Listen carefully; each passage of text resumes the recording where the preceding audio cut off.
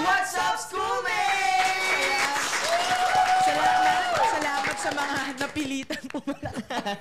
Anyway guys, so once again, we are back here again sa ating studio, dito sa Bagong Pilipinas Studio. So, ang ating recap from previous episode is that pinag-uusapan natin kung yung mga guests ba natin ay mga introvert, extro, or ambivert. Yeah. Or amphibian. Para ka sa kagaya ni James. De joke lang. So, yun nga. So, now naman, we'll be, I guess, digging deeper into what really constitutes an introvert, extrovert, or ambivert, diba? So, recap lang, si Sandra ay isang ambivert na medyo na-confused na rin yata siya. Yes. Napaisip na siya kung ano ba talaga ano ba talaga siya. So, si Leon naman ay, kahel na extrovert. Di ba kulay pa lang extrovert na? Si Mikay, hindi siya sure, but then like she feels like she's an introvert. Yeah. Yes. And to give us more insight, nasa kabilang studio naman si Sir Lord Angelo Santos, isang psychologist. Back to the topic naman tayo. And our first question ulit sa inyo guys, so welcome back. Anong tingin nyo na stereotype ng isang intro, extro, or ambivert at ano yung stigma na nafe-face nyo sa society kapag na-label nyo yung sarili nyo as such? So, bigyan natin ng thinking time. Doon tayo sa agad sa ready, sumagot. Okay, Ayan! yung biggest stigma ba yan? Yung mga interpretations ng tao is pabida-bida kapag extrovert. Yes. Kasi lagi kang ready magsalita. And of course, in a classroom, yung mga sasagot talaga sa questions.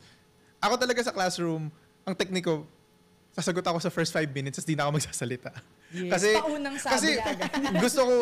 Ayoko masyado magpabida kasi, of course, give time to others. Pero may mga times din naman na may mga tao na super eager because doon lumalabas extrovertness nila. Oh. Tapos ako, minsan, as tahimik lang, parang, ano ba to? Siya na lang sasagutan lahat, parang siya na lang prof. Tapos, naisip ko din sarili ko, what if ganun din isip ng tao sa akin sometimes? So, yung interpretations ko ng mga extrovert, napaproject ko sa akin, nagpa-project ba ako sa kanila? And medyo di ko rin control. So, I just try my best to, hinay-hinay minsan. Love that. Yeah. It's giving self-awareness. Mika, ikaw naman.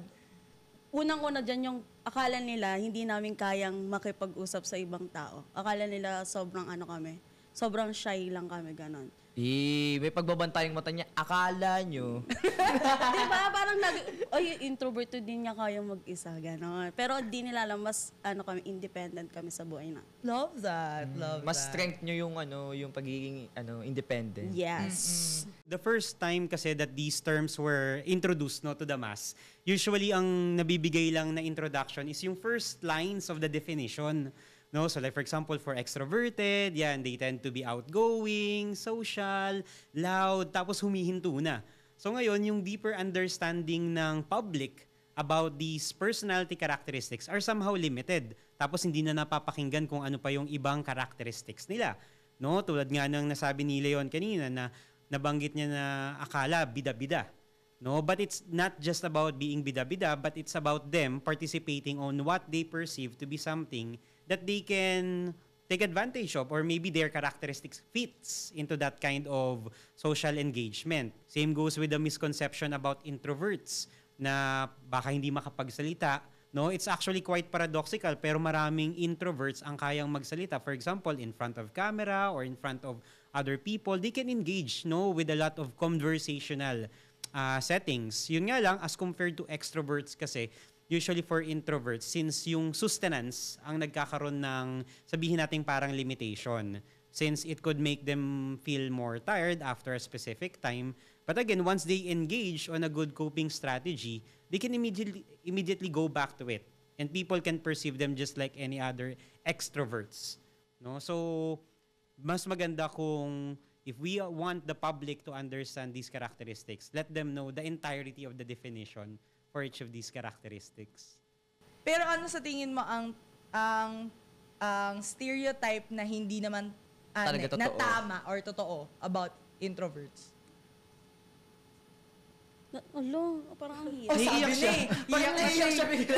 Parang ang hirap kasi Naiiyak ka. sobrang typical na lagi sinasabi sa amin na tahimik lang talaga, ang shy, ganun lang. Parang typical na ganun. Or parang ayaw nyo lang More talaga on ng attention. nerdy daw kami. Nerdy. Ayun, that's a very Or stereotypical. more like antisocial talaga kapag kapag Oh, introvert. do you think that's like true though? Sa akin, Antisocial? hindi naman. Siguro sa Hindi iba. naman. Sa iba.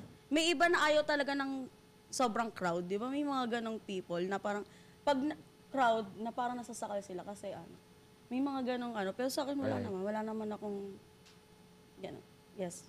Sige, tumatahimik lang kami, sinitignan namin kung mag-overshare ka. Kung ano pa yung magagatas namin sa'yo. How about ambivert? Feel ko yung pag extrovert ka or eto nga, yung ambivert, iniisip nila na Sabi sa'yo na confused siya. Hindi niya na alam eh. hindi, eto na nga. Ayan, sige, ready na kami. Ready na. Iniisip ng iba na akala nila palagi ka lang masaya, ganun, palagi ka lang madaldal, pero hindi nila naiisip na dumadaan ka din sa times na nalulungkot ka. Kasi kapag extrovert ka, akala nila palagi kang masaya, palagi kang hyper, lagi kang may energy, pero di nila alam na nawawalan ka din ng ng energy, nauubusan ka din ng energy. Mga ganun. I think yung word mismo nga na ambivert was like something medyo bago lang din eh. 'Di ba? Like before it's just like intro or extro. Actually, pa lang. meron pang thought na parang yung ambivert, hindi talaga siya nag-e-exist. Parang lang siya, parang it's between lang talaga, extrovert and introvert. So, or like probably kasi it's what you demonstrate as extremes. Yes, Kung sobra oo. kang like outgoing, extrovert. I think that's a stereotype, 'di ba? Pag very outgoing, extrovert ka. Kapag Yes. naman sobrang reserved mo to yourself, it's the introvert. Pero hindi nila papansin, may nag-exist na ambivert. Depende Like sa us. sitwasyon. Actually, matagal na siya, no? Matagal na siyang lumitaw. I think if I'm not mistaken, parang around 1930s or 1970s when it was first introduced, no, by another research scientist that also has special interest in psychology or personality. So, nakita niya rin kasi doon na if it's a continuum, extrovert, introvert, there are those people who lies in between. No? And it was labeled as ambivert. So, napansin natin sa discussion kanina, di ba parang naguluhan sila kung ano ba talaga, whether it's advantageous or not. So, tingin ko it depends on the person's level of introspection and knowledge about themselves. They can use it as a way that could give them advantages. No, pero if not established accordingly, it could really be quite confusing. Not just for the people around them, but even for themselves. No, kasi nga nandun sila sa gitna. No, so usually, what the current scientific literature tells us is that, yes, there's nothing wrong by identifying, for example, as an ambivert. But better if you could have some efforts, for example, to confirm whether that kind of ambiversion leans towards extrovert or introversion. Kasi that could give you an idea what really sustains your ability to continue with what you want to do. Dadagdagan ko lang yung sa may stereotype side ng ambivert. Kasi minsan, stereotype din sa mga ambivert kasi yung parang, ang hirap naman na ito timplahin. Kasi kasi minsan 'di ba may mga part yung mga ambivert na parang sobrang flamboyant, sobrang parang social butterfly and Flamboyant. Wow. Yes, big word. and such, no? Tapos kapag nanahimik and nag-reserve and nagpahinga ng energy, parang ano ba talaga gusto mo sa buhay mo? Parang some of the people get confused about it. Yeah.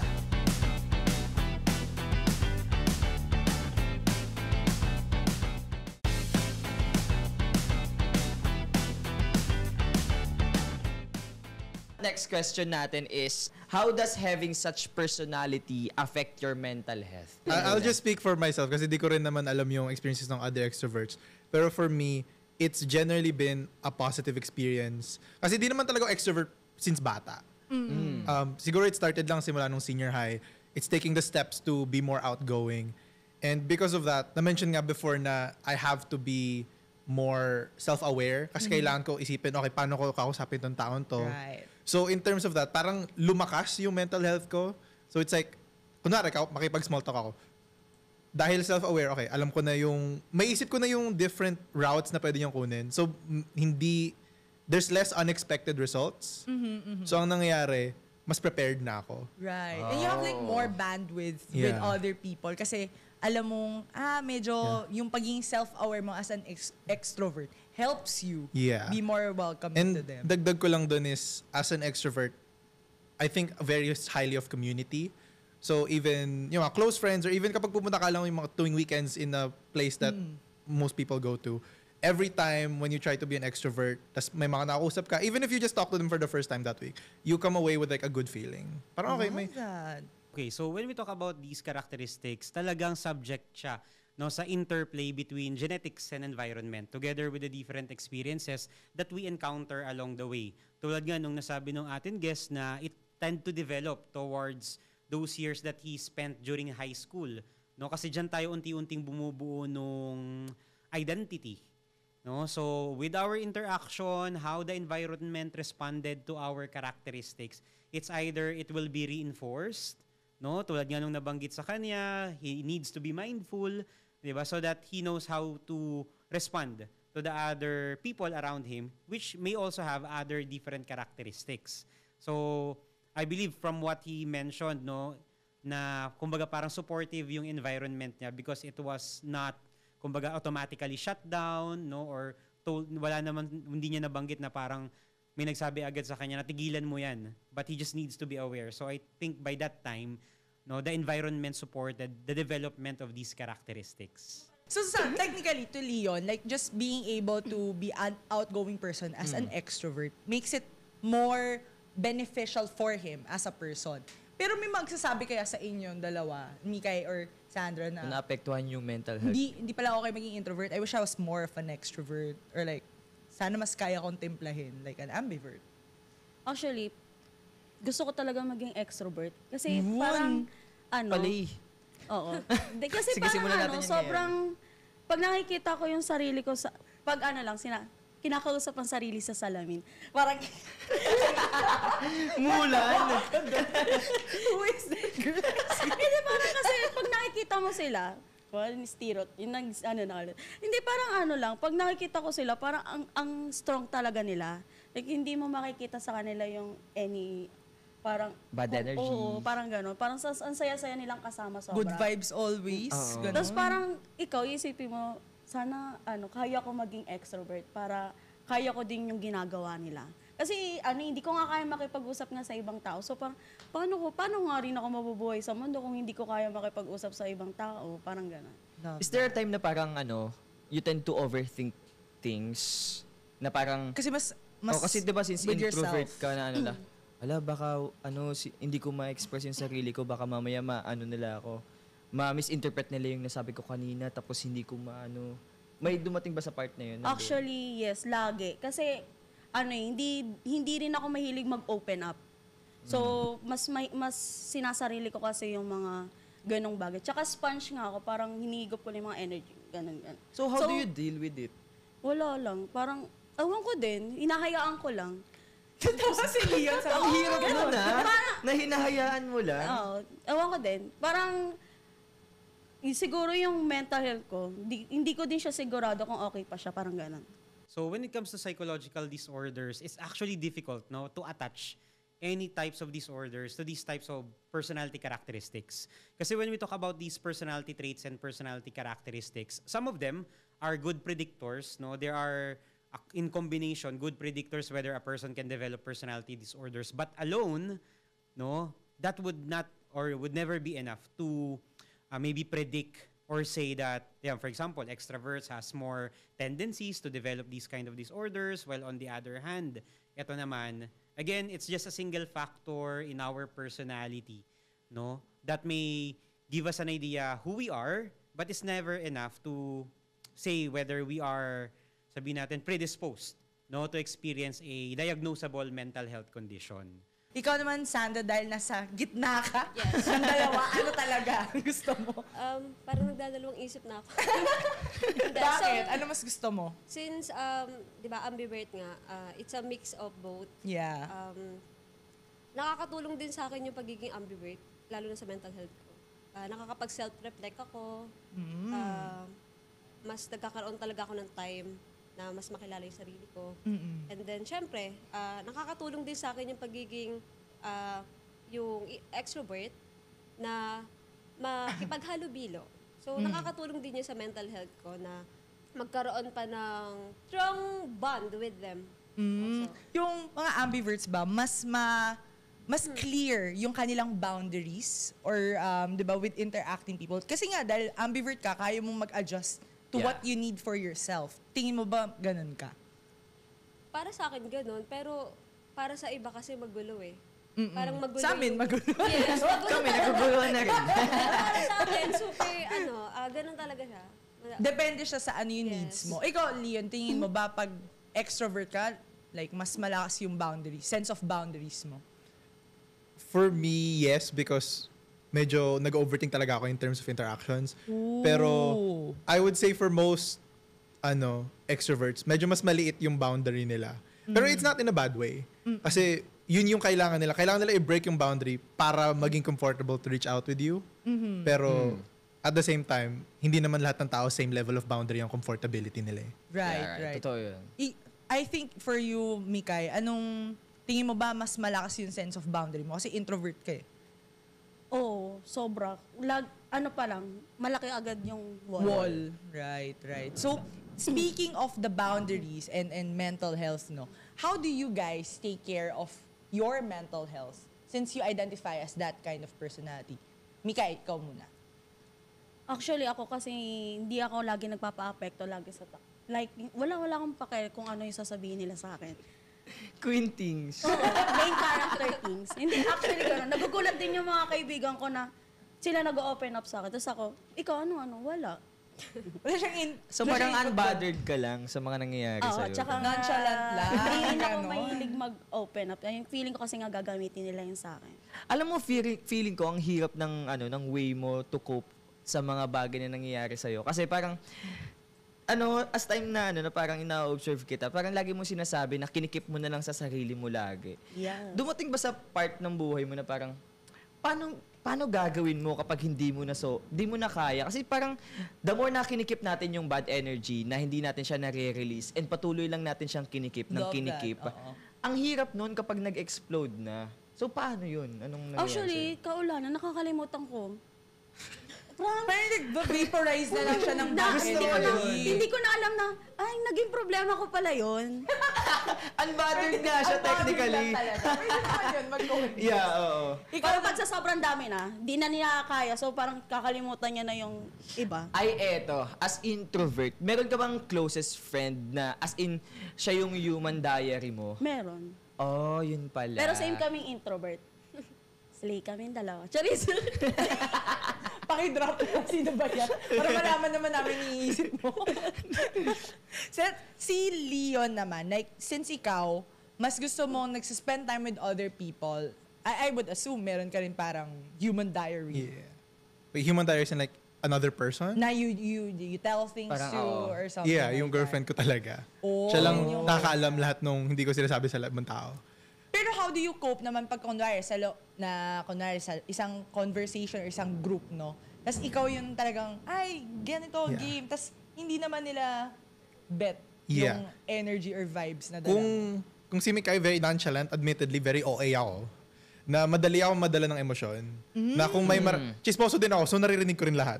So, kapag Ito yung mga delikado kapag may masyado. umabot sa akin about me, na parang maliit lang na comment na, kahit maliit lang siya ako, mag-overthink talaga ako. May off comment na, pabida ba naman to? Ang ingay naman nito. Parang, bakit? Ano bang ginawa ko masama? Parang, It gets to you. Yeah, gets. Oo. Oo. So, how do So, you cope with that? nag-rant ako sa girlfriend ko. Ayo.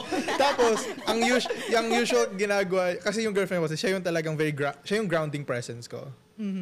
So, what we do, siya naman, kung ako nadadala lagi ng emosyon, siya wala siyang pakialam. It's like, does it matter? Na kung sabihin natin, for the sake of example, may nagsabi na, yun nga, medyo bida-bida ako. Okay. Ano naman ngayon kung bida-bida ka? Like, it's fine. Hindi ka naman umagawan ng spot with anyone. Your extrovertness led you to that opportunity. So, is it that bad? Parang, okay. Okay, pabida-bida nga ako. Akala ko sasabihin ng girlfriend mo, kung sabi mo sa kanya, sinasabi nila sa akin, bida-bida daw ako. Sabi ng girlfriend, bida-bida kayo. Ganun nga, pero in a good way. Na parang, okay, ano naman ngayon kung bida-bida ka? At least, oo, there's Sasagot someone mo na, dapat, na so what? know you better. Yeah. Oo. At inamin niya sa'yo, yun din yung tingin ko. Ito, siya din kasi introvert siya, like super introvert. So parang nagkakabalance kami doon. Dapat Right. itutulong niya sa'yo, sasabihin mo ganda sa nun, eh. nagsasabi na, so what? Oh. Ang ganda no na merong na-establish na support system, no, and that support system that was mentioned by Leon is, I think, something na sana no may matutunan din yung iba, that instead of using those characteristics as a point of reference to criticize a person, maybe we can use those characteristics as a reference on how they achieved things that they've had right now. No, in that way, the support system can really serve as a support system, or tulad nung nasabi niya, parang grounding presence to remind him of who he is without necessarily changing his characteristics para lang to please other people. So ikaw naman, Sandra, syempre yung shinare mo sa amin kanina na experience mo with your partner. Yes. Like, how do you like ground yourself when it comes to interactions with people? Nag-rant ka din ba sa kanya? Ganun ka rin? Paano ka nagkuko? Yes. Ganun din. Nagrarant palagi sa kanya. Yes. Or minsan, Sige na, yung na siya. or minsan, pag may times na talaga nananahimik lang talaga ako. Tapos siya, iisipin niya, ano kayang problema nito, ba't nananahimik to? Minsan ganun din yung way ko to cope. Parang mananahimik ako siguro ilang oras para syempre mag self-reflect. At ayoko din kasi na pag may problem ako, tapos bigla akong magsasalita, parang iba-iba yung nasasabi ko. So, bago ako mag-rant dun sa tao, gusto ko, medyo okay na yung feeling ko. Oo, totoo. Alam niyo, ang ganda talaga nung part na parang kapag may partner tayo na sobrang nauunawaan tayo as yung personality natin and all. Kasi kapag hindi na talaga natin kinakaya yung expectations and yung masamang sinasabi sa atin ng society, at least we have our partners na nauunawaan tayo, na handang mag-comfort sa atin if ever man na hindi natin kaya. So, malaking factor din yun. Even though hindi natin partner romantically or at least friend or best friend, Right. magandang rin yun. No? I think yung good takeaway ko rin dun is based on different personalities, you have your own way to cope. Depende Yeah. sa sitwasyon mo, no, at that moment. Like, for example, like si Leon, mag-rant mo na siya sa girlfriend niya kasi siya yung type ng tao na no-overthink niya yung situation. Pwede Yeah. pala yun na as an extrovert, iniisip na kasi natin na ang extrovert, bahala kayo kung anong iniisip walang niyo sa akin. pakialam. Mas introvert, may mga introverts pala na mas ganon, diba? So, you could be like a hybrid of different personality traits. And what makes you different is how you cope with it. Yes. Not like despite, but like given that personality, it dictates how you cope. Diba?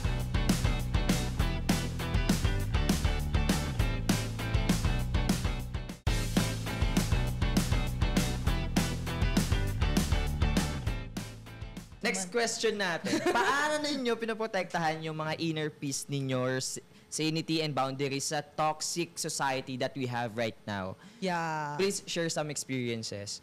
Game, unahan na natin si Sandra. Siguro nilalayo ko yung sarili ko dun, mismo, sa problem na yun. So like you just tend to forget, ganun? Yes. Pwede pa lang gawin ng ambivert.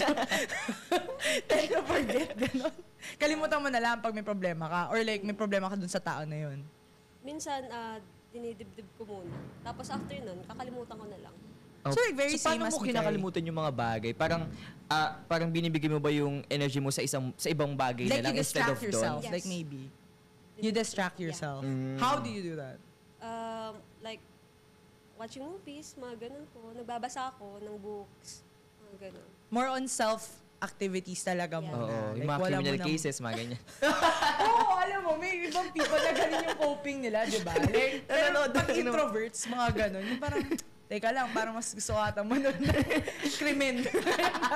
Mika, ikaw, ganun ka ba? Can you validate that? Ganun ka ba deal to keep you sane? Actually, ako naman, mahilig ako pumunta mag-isa sa coffee shop o kaya museum.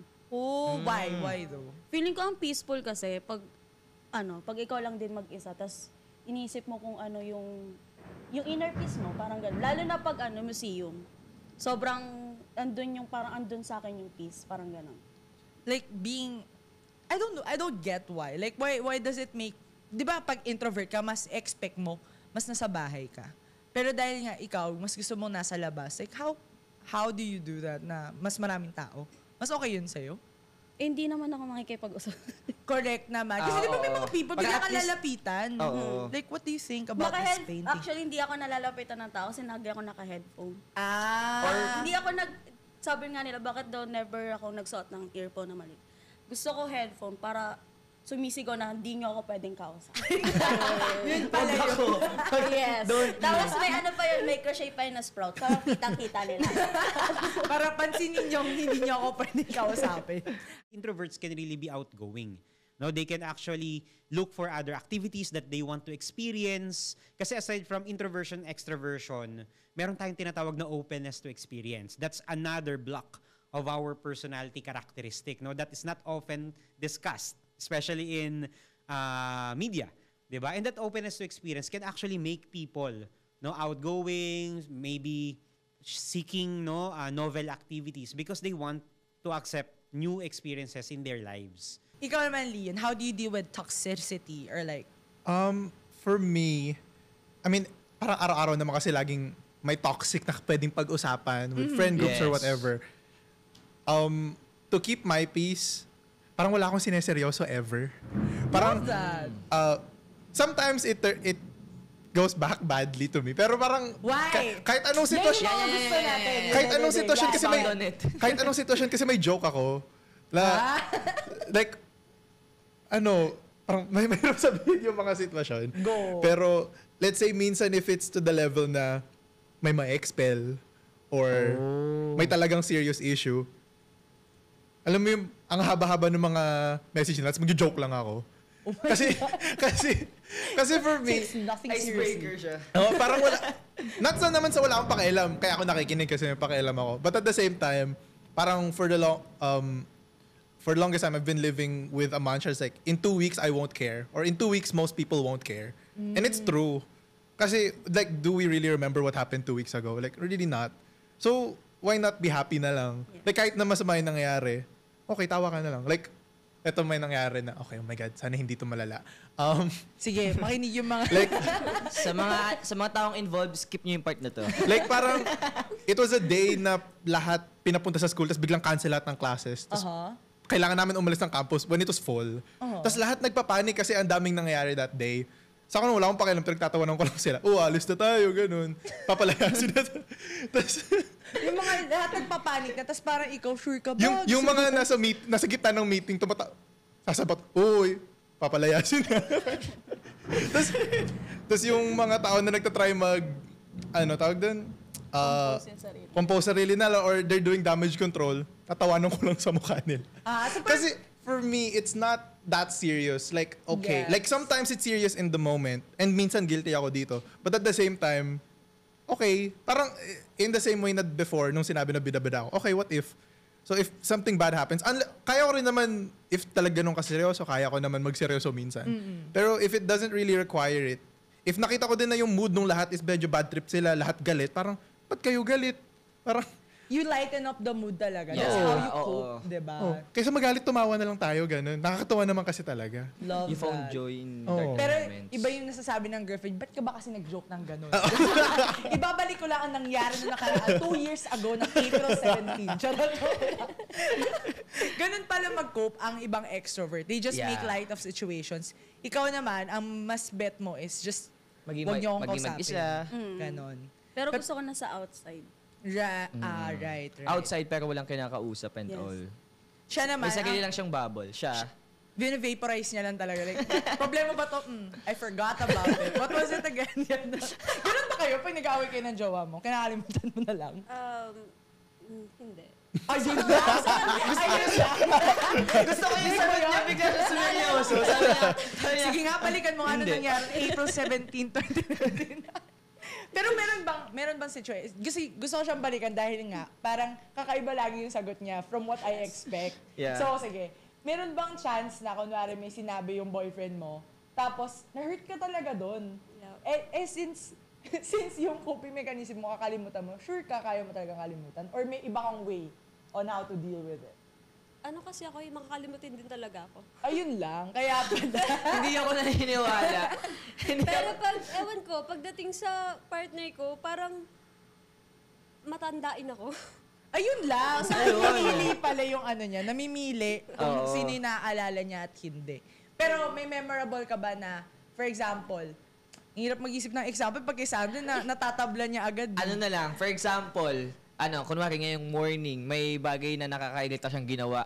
Tapos parang kinip mo na sa sarili mo na, okay, sige, hindi naman masyadong mabigat, hayaan ko muna. Tapos nung pagtapos ng day, doon mo na lang isi-share sa kanya na, alam mo, nainis ako sa'yo kanina, ganito yung ginawa mo, ganyan. Ginagawa mo yun? Or parang, Minsan wag hindi na. talaga, nakakalimutan ko na talaga. Ito Wala pala na yung talaga, masarap as maging in. jowa. Yung pag niloko siya, niloko mo ako, kailan? May screenshots pa yun. Talaga? Kailan yan?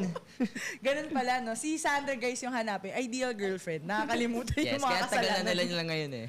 Okay, so if ever you will be dealing with different people with these different personality characteristics, syempre mas maganda if you will be knowledgeable about their own preference, no? For example, for extroverts, you have to be knowledgeable how extroverts behave. Same goes with ambiverts and introverts. So when it comes to their boundaries, of course, regardless whether you're extrovert, ambivert, or introvert, you have to respect these boundaries. You have to know if ever they need their alone times. Syempre, we have to respect, no? Lalo na dito sa mga introverts because we know that they are the ones who prefer those kind of, sabihin natin, solitary activities to help themselves or to help them to prepare themselves for other form of interactions. Sa extroverts naman, maybe they have their own preference on socializing with other people, but that doesn't automatically mean na dapat, for example, ikaw yung kasama niya, di ba? Or you can dictate what they need to do in order to feel recharged because they have their own preferences. Same goes with those people who identifies as ambivert. They have their own preference. No? So, tulad nung nabanggit natin kanina, maaaring medyo mahirap i-predict since they identified to be within the middle of the continuum. So, by just being there, accepting, for example, what their preference are, helping them if ever they would need some help, and you being available as a help provider could always be a supportive way to let them rest and let them be themselves. Sa tingin nyo ba, magsistick kayo sa mga personality types na sinabi nyo kanina? Or, do you feel like you want to change yourself? Change nyo na. Change nyo na. It's now your chance to. Ayan, go. Mikay. Ikaw, Rodora X yung peg ng tanong. Kamay sa baba. Actually, gusto kong i-stick kung ano lang yung personality ko. Pero may part sa akin na gusto kong i-adopt yung personality nung extrovert. Ayaw mo mag-ambivert. Maging ambivert ka na lang. Ambivert ka na lang. Hindi kasi parang, yung sa ginudge yung ambivert.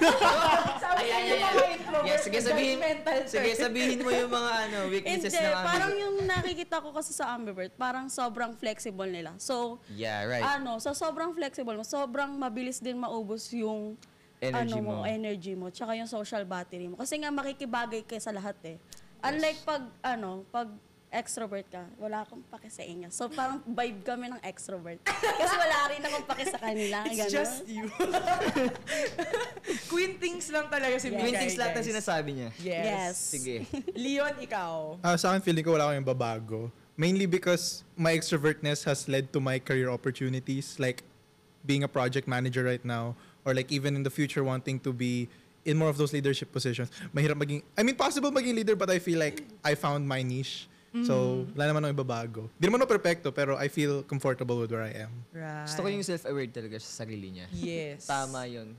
At sasabihin ng girlfriend niya, tama yan, babe. Siguro cheer siya ngayon. Kung nanonood siya, yes, hello. Bebe ko yan. Uy, wait lang. Non-stuff related. Anong tawagan niyo ng bebe loves mo? Di ko siya... Bibi ganun. Bibi? So cheesy. Uy, pero ikaw, Mika, anong tawagan niyo sa partner mo? Hal? Ay, mahal!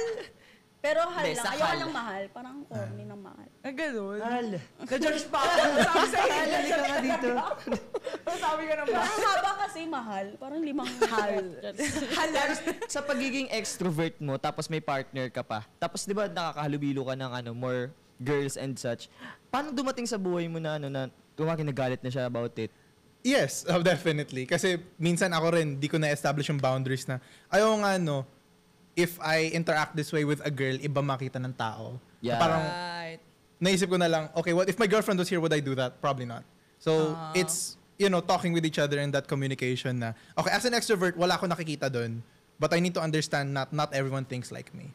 Love that. Sobrang talino niya doon. Max, ano daw yan? Extrovert supremacy. I believe. Yes, tama yun. 10 out of 10. Sabi Green sa'yo, flag siya sa judgmental part na talaga. yun. Gino-judge pala, may grade pala yun.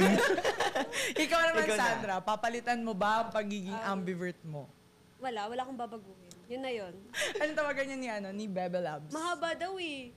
Mahal. Ay, sorry. Mapalitan niya, ganyan, haba. Mikay, palitan mo yung sagot mo na offend siya. Hindi na mahaba. Nag-a-adjust din pala. Yes.